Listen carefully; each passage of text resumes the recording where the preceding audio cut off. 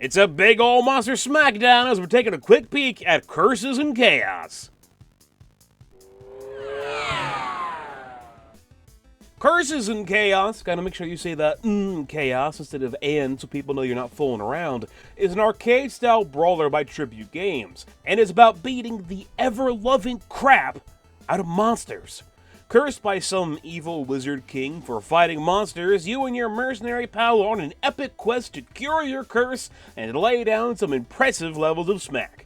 The only way to lift your curse is to create the Elixir of Life, which can only be done by fighting monsters. As you can see, this game has a one-track mind. Arcade brawlers and beat-em-ups aren't really known for breaking the mold. They tend to have rather simple combat, which can lead to them being very repetitive very quickly. Curses and Chaos is no exception to this. There are a very, very limited number of moves you can actually perform in this game. While there is the basic walking, running, jumping, and attacking that you would expect from any game based around melee combat, there are a few special things you can do. By running and attacking, you'll do a more powerful attack. By jumping and attacking, you'll be able to attack while in the air. And by pressing the up button and attacking, you'll do a sweet, if not unhelpful, uppercut. If you're feeling rather cocky, you can also shake yo buns. Them buns get you some extra points added to your score, so shake early and shake often. Curses and Chaos doesn't do anything in the way of fancy fighting techniques, choosing to instead focus on inventory management. Every level of the game takes place on a single screen, with enemies pouring in from both sides. Items will drop as you kill stuff, items that will help you kill more stuff.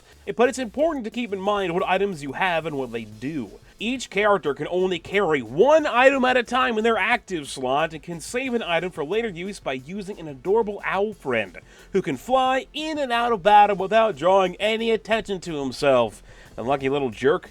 Saved items can be called back in for later use, and there are a wide variety of items to use, such as bombs, shuriken, traps, also meat. Meat. You do have to be careful about items, though, as picking up a new one will replace the current one you have in your active slot, and this can easily happen accidentally.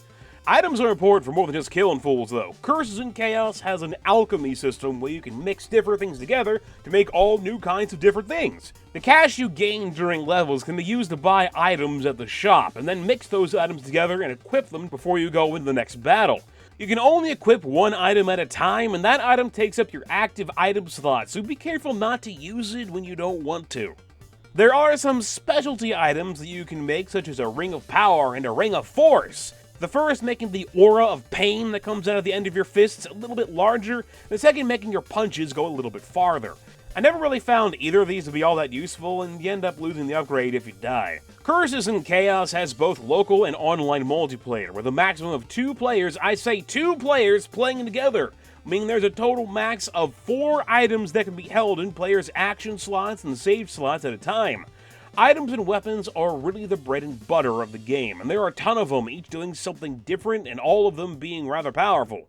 Your basic punch can take out the most basic of monsters easy, but monsters that take more than one hit I found to be a little bit more difficult to deal with. Not because of the obvious reason that they have more health and therefore need more smack laid down upon them before they give up the ghost, but because of how the hit detection seems to work in this game.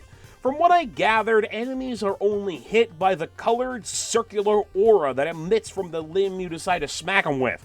Once that aura fades away, any contact with an enemy will do damage to you. Why is this a problem? Well, it's because if you get hit, you usually fall over or get stunned in invincibility frames for a few seconds, but not much happens to enemies as they get hit. Your basic punch until you get tired of punching combo is a bit slow, and I found some enemies just tend to walk straight into me while I'm punching them. This is even more frustrating with jump kicks, as the aura lasts a rather short amount of time and doesn't even last until you hit the ground. If your timing is off by just a tad, your player will get hit by the enemy whose face you wanted to decorate your boots with. Jump kicking an enemy doesn't cause them to fall over out of your range or allow you to jump off of them. So if the enemy is big enough, you'll end up going through them after the attack, causing you to, of course, take damage. While every level is only one screen, there are multiple waves of enemies per level, and you only get a short amount of time to introduce them to the old fisticuffs. If time runs out, you're greeted by the Grim Reaper, who will flat out murder you until you either run out of lives or finish killing the last of the enemies for that current wave. He's not too difficult to dodge, but trying to deal with him in something like those freaking bird monsters that never want to be in my punching range can be a huge pain in the buns. There are two characters you can pick from to play as, one girl and one not girl. There doesn't seem to be much of a difference between them. The girl character may be a tad faster, but that also may just be my eyes playing tricks on me. The only real difference between them is that one has a button shake button, while the other one has a crotch shake button. I'm a little partial to the former over the latter. Overall, I wasn't a huge fan of Curses and Chaos. The game is rather difficult, but a bit unfairly so. I put over 3 hours into the game and couldn't beat level 1. I made it to the boss, but I couldn't freaking beat it.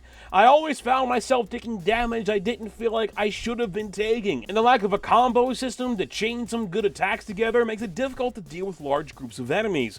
Learning how to utilize the different weapons and items is kind of neat, but I would have much rather had combos and chain attacks instead.